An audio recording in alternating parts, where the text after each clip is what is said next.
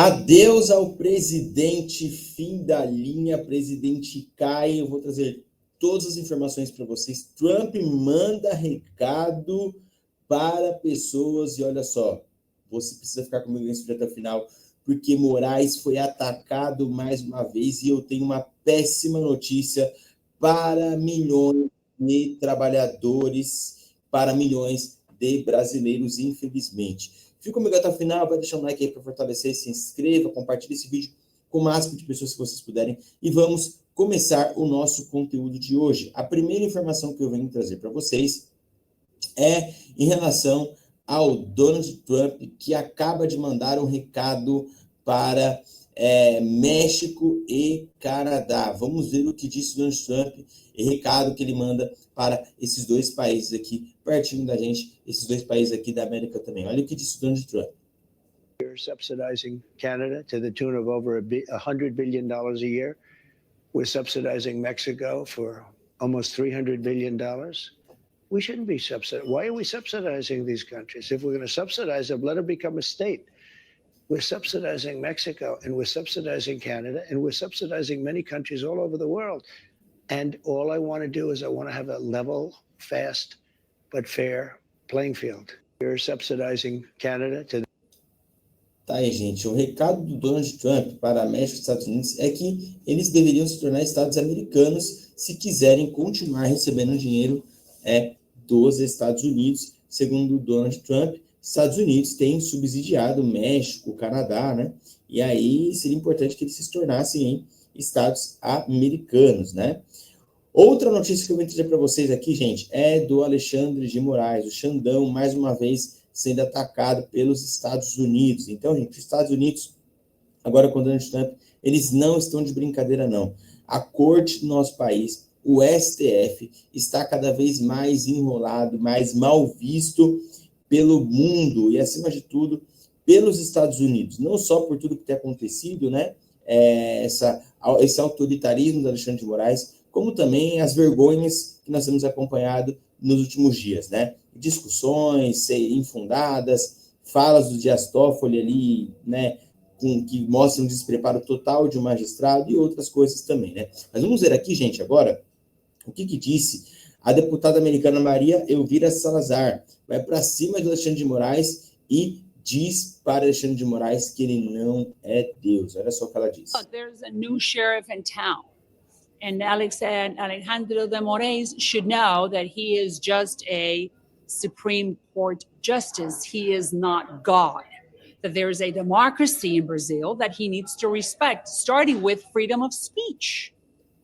Aí o que ela diz aqui? Que precisa começar a respeitar a liberdade de expressão. Inclusive, está havendo julgamento sobre essa questão da liberdade de expressão, das redes sociais, etc. Só que não podemos confundir a liberdade de expressão de acordo com o que entende o Dias Toffoli, né? Que o Dias Toffoli tem um entendimento bem diferente do que é liberdade de expressão, né? Para ele, liberdade de expressão, ele faz uma comparação com jogar alguém da ponte, com o marido manda espancar a mulher e etc. E liberdade de expressão não tem nada a ver com liberdade de ação, né? Então, nós vamos continuar acompanhando o julgamento disso aí, aqui no nosso país. Agora, uma péssima notícia, gente. Infelizmente, uma péssima notícia para os brasileiros. Mas antes de trazer essa péssima notícia, eu vou dar continuidade aqui no conteúdo do Bolsonaro, tá?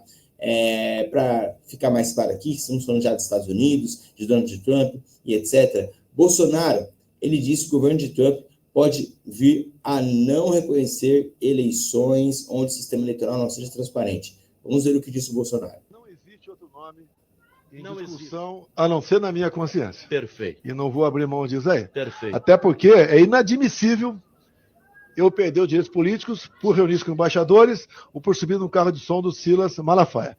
O que a assessoria do Trump já sabe. E eles não vão interferir. A princípio, pode vir uma decisão do governo Trump, depois do dia 20, em não reconhecer eleições em países onde o sistema eleitoral não seja transparente, confiável e auditável, bem como eleições que ocorram onde a oposição fique inelegível por julgamentos políticos de inelegibilidade como esse que tínhamos aqui agora. Não existe outro nome. Pois é, gente. Vocês acham mesmo que existe essa possibilidade? Vocês acham que existe realmente a possibilidade de que o governo Trump venha a não reconhecer eleições onde o sistema eleitoral não seja transparente? Quero saber a opinião de vocês aqui embaixo, tá? Porque 2026, por exemplo, aqui no Brasil, nós já temos aí Bolsonaro descartado, nós já temos aí uma estratégia já montada para que Bolsonaro, a base do governo de Bolsonaro, compita com a esquerda, né? Só que e lá nos Estados Unidos, você acha que vai haver esse reconhecimento da eleição do Donald Trump, sim ou não? Agora sim, vamos à péssima notícia para milhões de brasileiros, né? Eu digo o seguinte, gente, não me considero nem de direita, nem de esquerda, eu estou aqui para trazer notícia para vocês, mas tem coisas que realmente me deixam com uma pulga atrás da orelha, tá? O que acontece? Quando eu tratei muitos anos aqui no meu canal sobre Bolsa Família, né? E eu peguei as duas gestões, o do Bolsonaro e o do Lula, essa transição. Quando eu tinha que bater, a gente batia. Eu batia com força no Bolsonaro enquanto ele estava fazendo a gestão, né? As falhas que teve, né? As manipulações que ocorreram e etc. E ali, gente, todo mundo arregaçando o Bolsonaro, inclusive eu.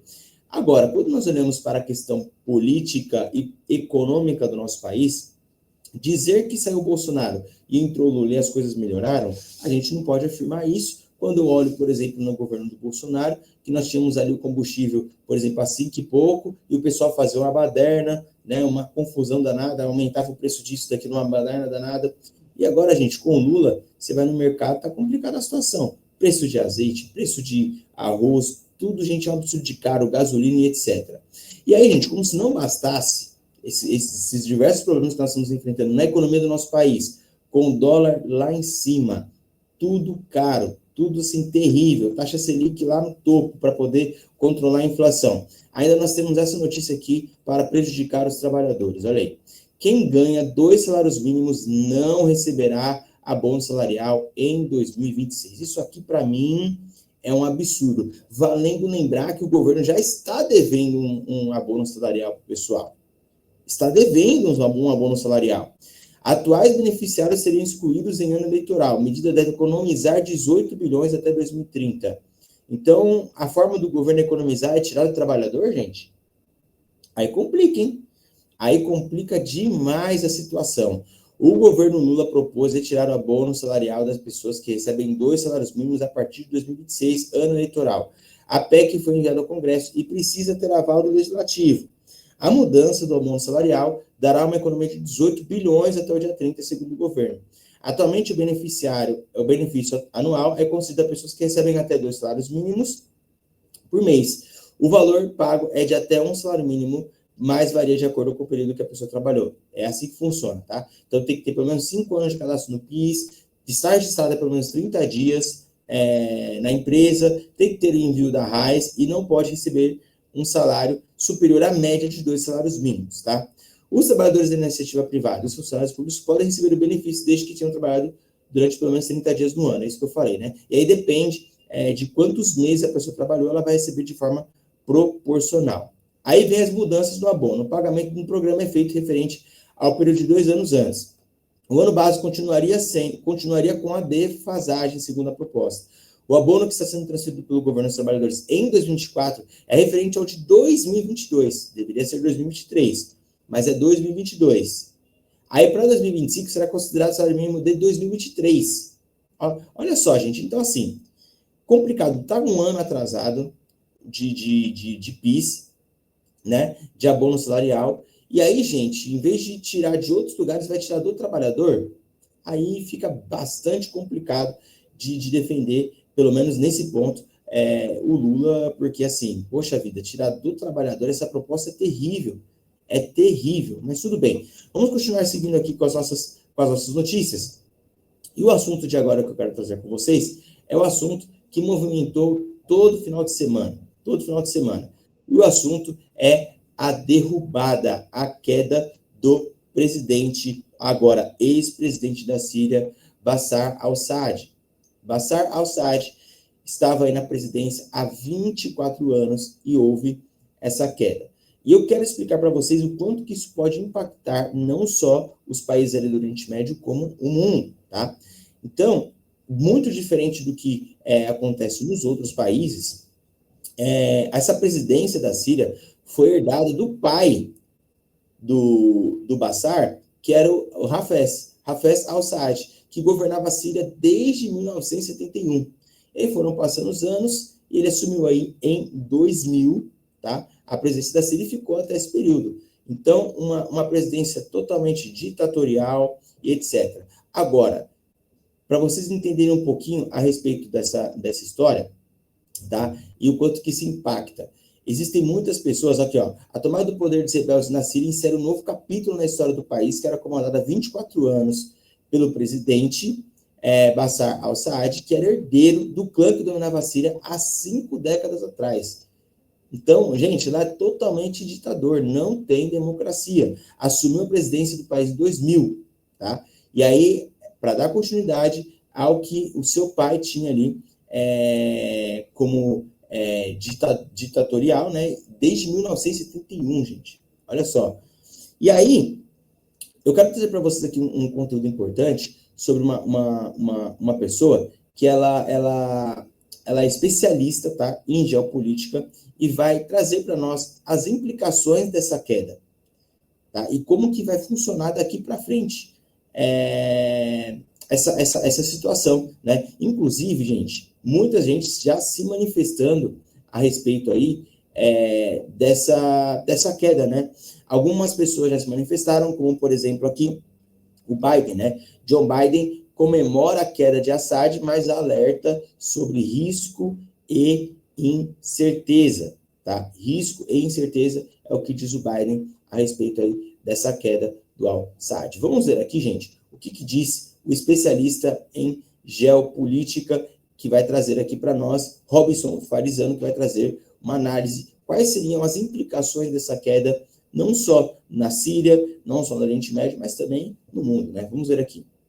Né, o exército sírio, ele já declarou aí que a derrubada, né, em outras palavras, mas enfim, que acabou o governo de Assad, e guerrilheiros apoiados aí pela Turquia, Estados Unidos e provavelmente por Israel e alguns países do Golfo entraram na capital. Olha, o que isso muda? Bom, isso é completamente transformador do Oriente Médio, né? Porque a Síria, ela tinha um papel fundamental, né? Ela servia de eixo de abastecimento para o Hezbollah no Líbano, para o Irã, né? O Irã trazia armas através da Síria para o Hezbollah, né? Ela servia também de base para a Rússia tinha bases aéreas e navais ali na Síria, não sei como é que vai ficar essa situação, mas já era um país fragmentado desde que iniciou a guerra em 2011, uma guerra patrocinada por potências internacionais, né, que fragmentou completamente o país. Bom, a gente tem que fazer diversas análises, né? Embora, à medida que vão chegando novas informações, o direcionamento das nossas conclusões ele pode se alterar. O que acontece é o seguinte: o governo do Assad muito provavelmente caiu, né, pelo mesmo fator que o Saddam caiu, o Gaddafi caiu. A gente nota que são exércitos que quase não lutaram, né? Ou seja, os generais, os militares do alto comando provavelmente se venderam. Há uma possibilidade enorme disso, né? Isso aconteceu no Iraque em 2003, aconteceu posteriormente na Líbia e agora aconteceu na Síria também, que deve ter o mesmo destino desse país, ou seja, deve ficar numa situação de bastante instabilidade se não se fragmentar. Por que a gente diz isso? Uma confusão muito grande, né? São vários povos, são várias visões de mundo. Você tem alauítas, você tem drusos, você tem os curdos, você tem árabes sunitas, árabes xiitas, enfim, é uma confusão muito grande aí, é muito difícil haver uma conciliação disso, né? Quando você tem um país muito fragmentado em termos de visão de sociedade, você fica bastante sujeito à influência externa, né? Então, ali vão influir turcos, vão influir sauditas, vão influir americanos, vão influir israelenses, talvez ainda continue influindo iranianos, e a Rússia a gente não sabe como é que vai se comportar nisso tudo. Bom, aí o pessoal vai dizer, mas de quem é a culpa da queda do Assad? É de todo mundo, né? Primeiro dos inimigos, é lógico. Mas também a gente tem que olhar que vamos pegar o caso da Rússia, por exemplo, né? Uma verdade seja dita, a Rússia nunca protegeu a Síria e Israel. Se enfraqueceu bastante o país, né? O Irã, acho que fez o que dava ali na época do general Qassem Soleimani, mas o pós-guerra é sempre mais complicado do que a guerra em si. Então, talvez a Síria precisasse de mais investimentos, o Irã não tinha condição de investir ali, e por aí vai. O que a gente conclui daí para frente é o seguinte: pode ser o fim do eixo da resistência, tá? O Hezbollah vai ficar numa situação muito complicada daqui para frente. Olha lá se não acabar o Hezbollah no Líbano. É uma possibilidade muito grande. Essa é uma coisa. Eu acredito em vários cenários, eu vou descrevê-los, mas eu só não acredito num cenário de paz e prosperidade. Isso não vai acontecer. É bom a gente tirar o cavalinho da chuva. O Iraque pode entrar numa situação de instabilidade. O Irã vai ficar numa situação difícil, agora perdeu o seu grande aliado, essa que é a verdade. A Rússia, a gente não sabe se vai manter essas bases, e a Rússia precisa tomar cuidado agora, porque se essa estratégia, né, dos neocons, do imperialismo, funcionou lá, pode funcionar em países vizinhos da Rússia, eles terem problemas bastante sérios. Tá? O imperialismo vai cair atirando. Isso aí já coloca bastante em dúvida aí se o sul global, né, a multipolaridade vai vingar. Os Estados Unidos deram um golpe de mestre. Não adianta o pessoal que torce aí, ao contrário, né, achar que não foi. Foi um golpe de mestre, essa que é a verdade. Você tirou bases do Irã, né, na parte mais ocidental aí do Oriente Médio, né, você tira a base do Irã, você enfraquece o Hezbollah, você pode dar alguma segurança para Israel, né, você vai deixar em xeque também interesses iranianos no Iraque. Agora, tem a contrapartida disso tudo, né? Porque tem um país que pode avançar bastante em cima disso, que é a Turquia. Mas é meio difícil ainda, porque se os outros encontraram dificuldades, a Turquia também terá as suas. Então, na verdade, tudo é muito nebuloso, tudo faz parte da estratégia de sempre dos Estados Unidos, né? Que é criar divisões, confusão, etc., e aí eles vão levando. Por quanto tempo isso vai durar, eu efetivamente não sei. Eu penso apenas que houve erros enormes. Tá? Eu penso que o Hezbollah agora está numa situação muito difícil para lidar com Israel. Essa que é a verdade. O Hezbollah vai ter que lutar agora pela sobrevivência. Essa que é a realidade. E o futuro da Síria? O futuro da Síria é só a gente olhar a Líbia, a gente olhar o que foi o Iraque até pouco tempo atrás, né? Deve ser essa gente que chegou ao poder aí, muitos deles foram tirados de prisões, são extremistas aí. O futuro da Síria é o pior possível. A gente pode contar com imigração em massa aí, com muitos sírios deixando o país. Bom, é isso aí, gente. Então, tá aí uma explanação muito boa em relação a tudo isso que tem acontecido. Eu também acredito, isso já tem acontecido, né? Muitas pessoas aí já se migrando, já buscando outra nação, né? Agora a tendência aí de mal a pior, vamos orar para que isso não aconteça, vamos orar para que a Síria tenha aí um futuro mais digno para a sua população, um futuro melhor, né? E que daqui para frente seja muito melhor do que estava hoje, né? Que de fato não estava muito boas coisas por lá, não, beleza? Deixa um like aí para fortalecer, se inscreva no canal, comente, compartilhe esse vídeo com mais pessoas. Um beijo no coração, até nosso próximo encontro. Valeu, tchau, tchau.